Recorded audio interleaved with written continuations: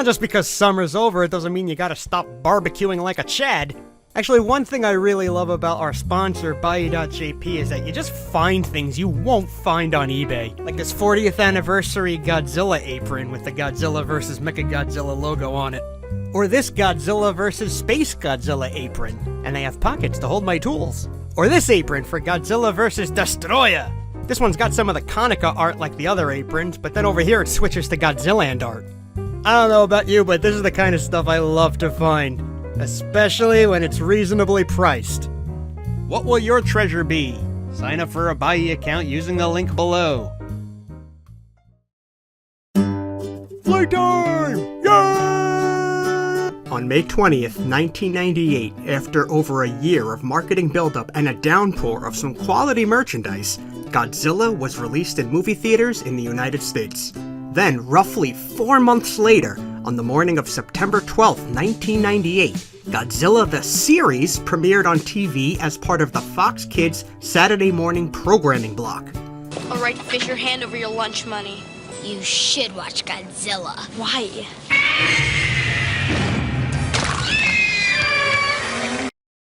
He just ate that little girl! The animated series was a direct continuation of the film, going as far as to start during the climax of the movie. It featured a mix of returning characters and new regulars, as well as the offspring of the first Godzilla. Godzilla. Godzilla the movie was a fan and critical disappointment, but it wasn't quite the box office flop people remember it as.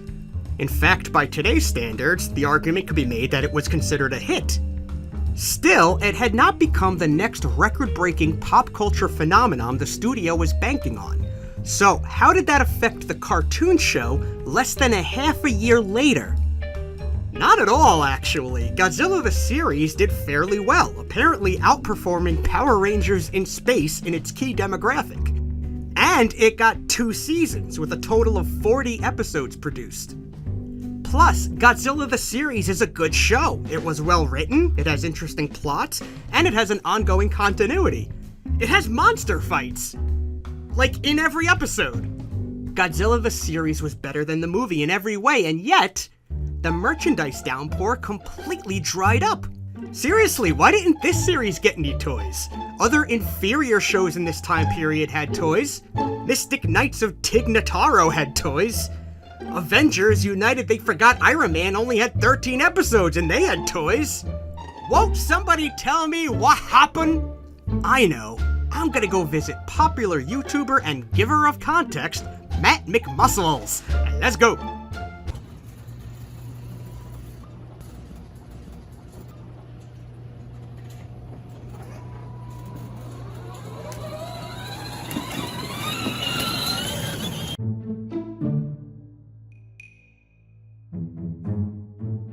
And that's why, despite their best efforts, Godzilla's Christmas rap album never saw the light of day. Hey, Matt!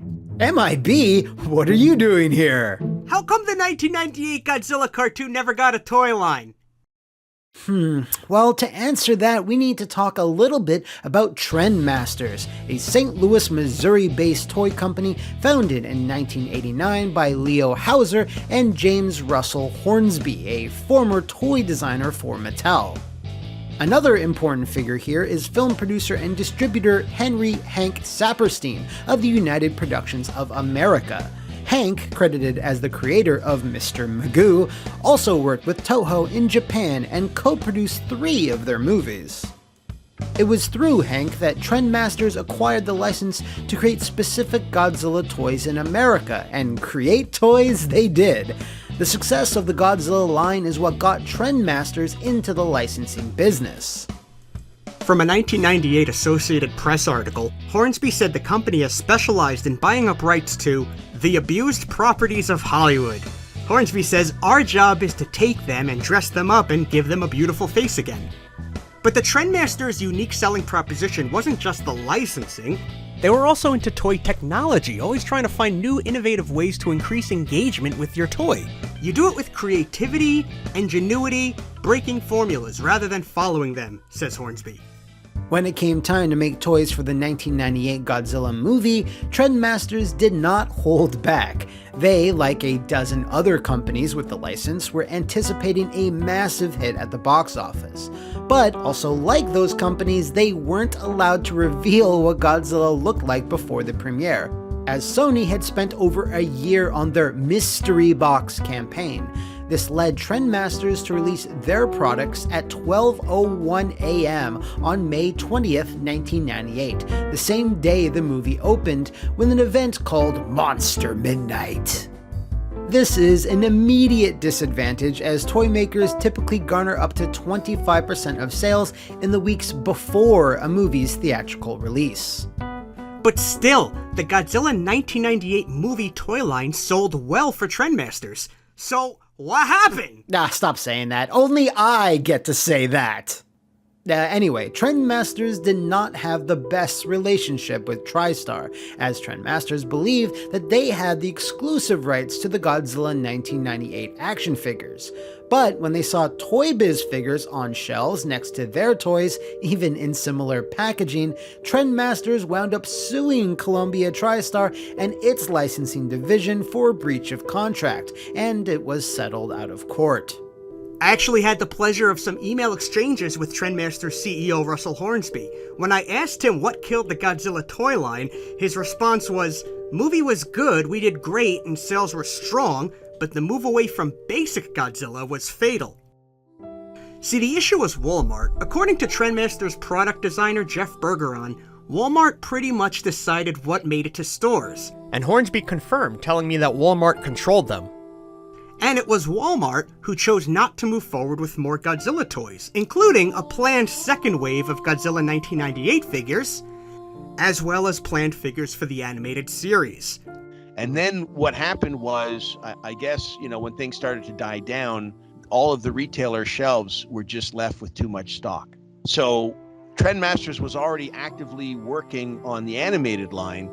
And what happened was, since Walmart was Trendmasters' biggest retailer, they were the ones that called the shots of what went into production and what didn't. And they sadly said no to the animated line. But some figures and prototypes were already made, so like their Doom Island toys, the animated series toys were advertised to be free prizes in an online giveaway. But unlike the Doom Island toys, I can't confirm if an animated series toy was ever actually awarded to anybody. So why weren't there animated series toys? The shortest answer is because Walmart didn't want them. But, and this is very important, all of this did not ruin Trendmasters as a company. In fact, they were still doing extremely well all in all. The Trendmasters' death blow would come much later down the road as a result of, according to Hornsby, deals made in the past By a partner that wanted out. Trendmasters' assets were sold to Jakks Pacific around 2002 for $25 million. In 2002, Russell Hornsby launched a new company called Sepia LLC. In 2009, Sepia launched Zuzu Pets, which would become a massive success with 70 million sold worldwide that year. Zuzu Pets was named Toy of the Year 7 times in 5 countries and made Time Magazine's all-time greatest toy list. After a break, I'm going to show you some actual prototypes of the animated series toy line, but first, Matt, I would like to invite you to do our playtime trivia today. And here we go! Godzilla is not the only tokusatsu property associated with Trendmasters. Which of these intellectual properties did Trendmasters also plan a toy line that never happened?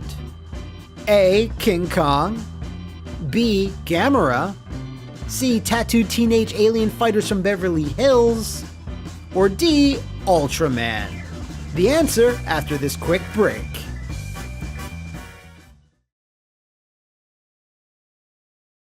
Oh, hey, I didn't see you there. We're back with our trivia question. Which of these did Trendmasters also plan a toy line that never happened? The answer is A. King Kong. Trendmasters had brainstormed a slew of King Kong toys, but ultimately, as with most things related to Kong, there were issues of rights. Real shame, too. Alright, Matt, I'm gonna head back to the MI basement. I really appreciate you helping me out today. Well, thank you for inviting me, MIB. Later!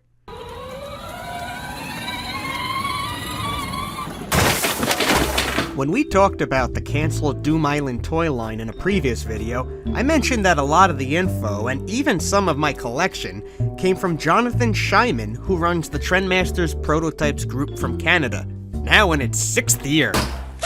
Today I once again need to thank him for helping on this video and education, and in this case, every prototype I'm going to show you originally comes from his collection. When Trendmasters artists began designing Godzilla and the mutations for the animated series, they didn't have access to the series style guide yet. So with Godzilla, they started with the 1998 Godzilla and gave it some repaints based on what they knew. And with the mutations, they used their own creativity to come up with some unique designs. But before this got too far along, they were finally supplied a style guide for the animated series. And from there, the designs were pretty lockstep with what you saw on the show. In the 1999 Trendmasters dealer's catalog, there's a gorgeous spread of the Godzilla the series figures. Starting with the human characters, we got Nick. And Nick got a brand new mold for this toy line.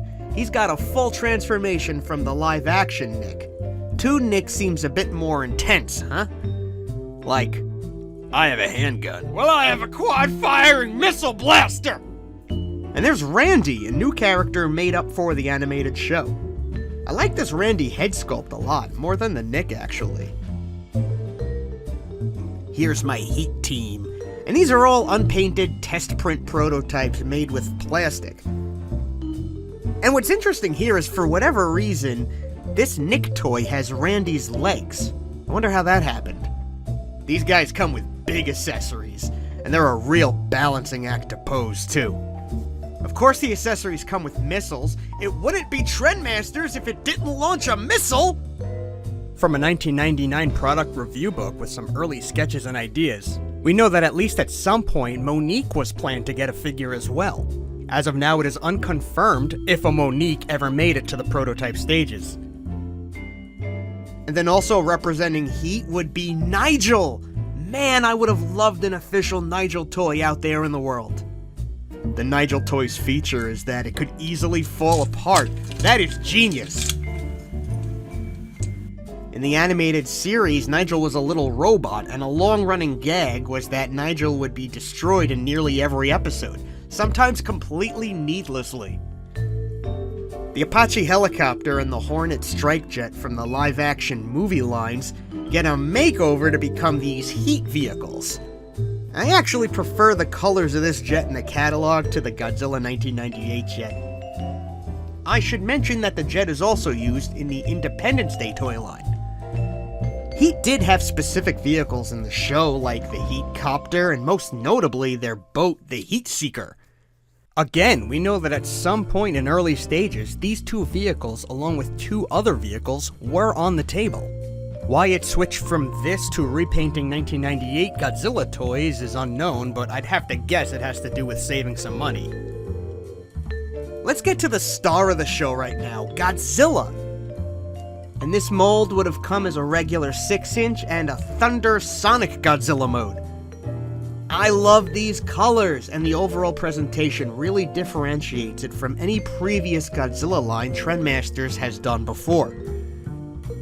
My Godzilla is the 6-inch figure with some crib notes written on it. That's cool.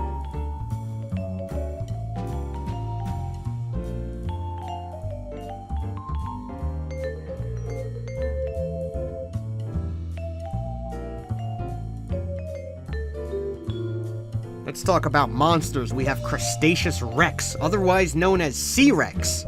And this guy appeared in the second episode of Godzilla the series called New Family Part 2. And it looks like he would have had a lever here to make his mouth open wide. Looks like he just came from the upside down. And we have Robo Yeti from a later episode called Competition. Robo Yeti is a mecha created by Japanese forces, and they disguised the robot as a mutation to keep it a secret. Even though Godzilla clashed with Robo Yeti, you could consider this a good guy. My prototype shows the machine part of the figure, but the completed figure would have this disguise over it in 3 parts, 2 arms and a torso piece that fit over the robot like a shell. Here's another spread of the figures from Tom Art's Action Figure Digest, and this one features an additional monster, Quetzal. That's a lot of points in Scrabble right there. A bird-like monster from the episode titled Bird of Paradise. And there are some confirmed prototypes of this guy out there, but they're exceptionally rare. You'll also see there's a Chrome Nigel variant here. And look, they wrote C-Rex, like C-S-E-A. A really easy and honest mistake. If you want to really dig into the nuts and bolts of the proto world, I'm going to put a link in the description to a Sci-Fi Japan article that really lays things out in detail. However, keep in mind this article was last updated in 2012, and there have been some major discoveries and trades since then. For your best source in following prototype discoveries, check out the Trendmasters Prototype Toy Group on Facebook. Now in its 6th year, the time has come. Now for the Mega Monsters with Sounds. This section of the Godzilla the Series toy includes a large 11-inch figure of Godzilla and an 11-inch figure of Cyber Godzilla. Godzilla storms. But can it match Cyber Godzilla? Shocking the Heat Team with Cyber Missile Fire. In the fight for ultimate Godzilla might, who will rule? Only you can decide. If you know the animated series, you know the tragedy of Cyber Godzilla. This is the original Godzilla that attacked in the 1998 movie, brought back to life by aliens, and forced to fight his offspring. This forces the series' regular Godzilla to choose between his biological family and his adopted family. This all happened at the conclusion of the 3-part Monster Wars storyline, probably the biggest event story to happen throughout the entire series. A Cyber Godzilla would be the showpiece of this whole series. But the prototypes are rare. Rarer than the Space Godzilla Micro Battle playset. Rarer than Doom Island Kumanga with his missile launchers.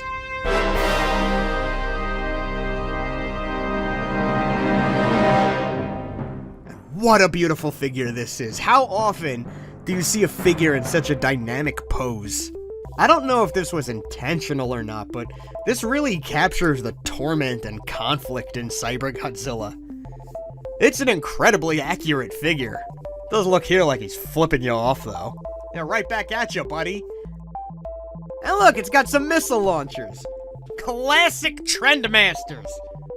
Here's a picture of Cyber Godzilla in his packaging. Man, did this deserve to be on store shelves. In researching the video and listening to interviews by former CEO Russell Hornsby, I noticed a reoccurring effort he made to credit Hank Saperstein and to share Hank's advice. He always told me, be kind. And then sure enough, in our conversation, Mr. Hornsby would soon share the same advice with me. Today's business is about kindness and care.